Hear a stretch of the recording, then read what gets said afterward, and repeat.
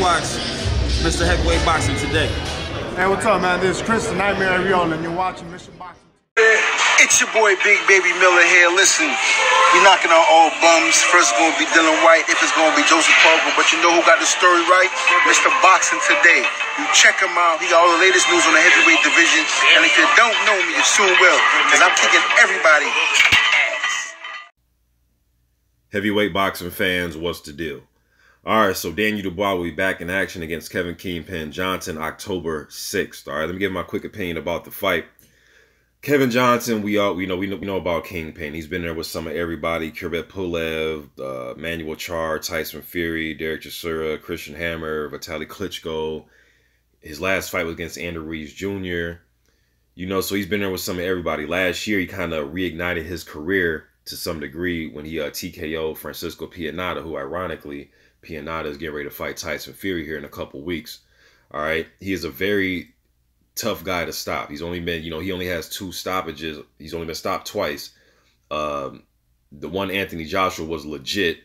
The Malas fight this year when he got stopped, when he fought the prospect, it was due to a cut. All right, but he did get dropped in that fight. He did, it was an unintentional headbutt that caused the cut, but he did get dropped with a left hook in that fight. All right.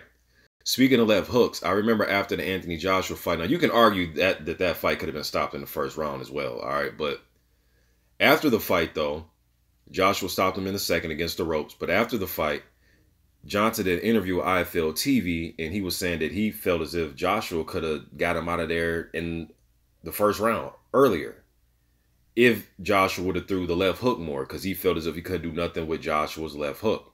Dubois, ironically, throws a pretty good left hook now, be it against lesser competition, you know what I mean? But he has a good left hook to the body, good left hook upstairs, all right? He has had literally half the age of Kevin Johnson. I expect him to go in there, be the aggressor, be the bulldog, try to walk Johnson down with the jab, throw the right hand, but really try to set up the left hook off the jab right hand, all right? Johnson has a tendency, he does in every fight, where he'll kind of give you his left shoulder and he'll bend over to the right, bend over to his right, where he's open for left hooks.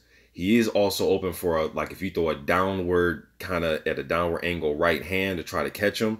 But I think you should focus on the body, test those legs, and throw the left hook. But Johnson knows how to survive, man. Like I said, he's been in there with who's who of the heavyweights over the last 10 years.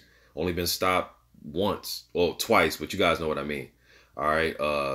So I think that, I think Dubois will win this fight. I do think Johnson will come out and try to make him miss, try to tire him out, drag him into the later half of the fight, and then try to, pick his spots and try to drag the fight out. All right. But Dubois needs to work behind a smart jab, set up the left hook, test those. I think Johnson's like 38 or 39. Test those legs.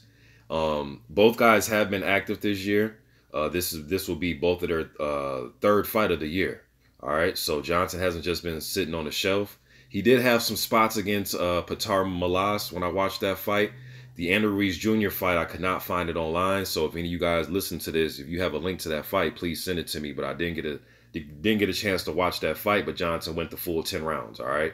So Johnson will be ready to go 10, 12 rounds, but test him, back him up, try to hurt him with left hooks. But I do see Johnson coming out, giving him the shoulder, dropping his jab hand, which Dubois can probably come over that low left hand with his own straight right hand. You know what I mean? But he'll do that. He'll try to make him miss, pick his spots with his jab. Johnson has a crazy long reach for, I think it's like 82 inches. You know what I mean? So he'll try to pick his spot with the jabs. He'll circle, he'll clinch when he has to, and he'll give you the shell defense. Johnson definitely needs to stay off the ropes. All right.